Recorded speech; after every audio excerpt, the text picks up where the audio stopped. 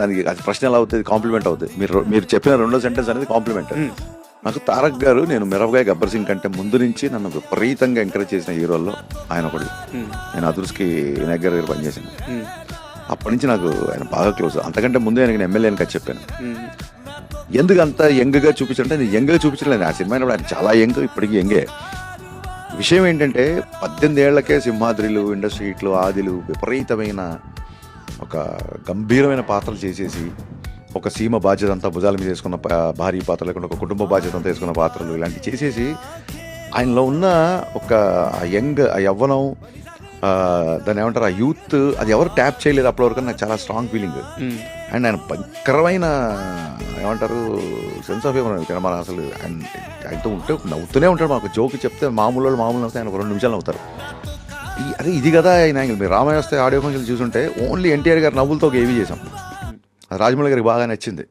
మేము ఎప్పుడు అనుకుంటుంటాం తారక్ స్మైల్ చాలా బాగుంటుంది, ఎవరు కట్ చేయలేదు, హరీష్ భలే కట్ చేసాం అని చెప్పి ఆయన కాంప్లిమెంట్ ఇచ్చారు.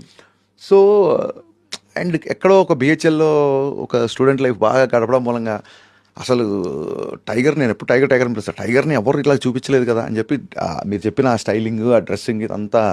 నిన్ననే జీవితో ఇంటర్వ్యూ చేసిన, ఐడిల్ బ్రెయిన్ జీవితో ఇంటర్వ్యూ చేసిన జీవి అన్నాడు. ఫస్ట్ హాఫ్ అయిపోగానే all NTR needs is a right director and Harish Shankar touch is the right card అని చెప్పి కొట్టగా నేను ఫోన్ అలా వేసేసి కొట్టేసాం అనుకోను. సెకండ్ హాఫ్ చూసాక ఎవరు మెసేజ్ లేదు. సో అదే చిన్న స్క్రిప్ట్లో అప్పటికే వేరే సినిమాలు వచ్చి మేము అనుకున్న సెకండ్ హాఫ్ ఆ సినిమాకి మ్యాచ్ అయ్యి దాన్ని షూటింగ్ స్టార్ట్ అయ్యి సెకండ్ హాఫ్ మార్చాల్సి వచ్చి అలా జరిగింది. అండ్ దానవీర శుక్రుని డైలాగ్ ఏంటంటే, ఎన్టీఆర్ గారి వాచకం అద్భుతం, నేను కొత్తగా చెప్పాల్సిన అవసరం లేదు. గద ఫైట్ ఆల్రెడీ సినిమాలో ఉంది, రాసుకున్నాము. దానికి ఒక లీడ్ కావాలి. ఊరికి గదతో కొడితే ఏం బాగుంటుంది, ఒక లీడ్ కావాలి అని చెప్పి సీనియర్ ఎన్టీఆర్ గారి తర్వాత మళ్ళీ అంత వాచకం ఈయన వల్ల అవుతుంది అన్న దాంతో. And it's my favourite monologue. అంటే ఎన్టీఆర్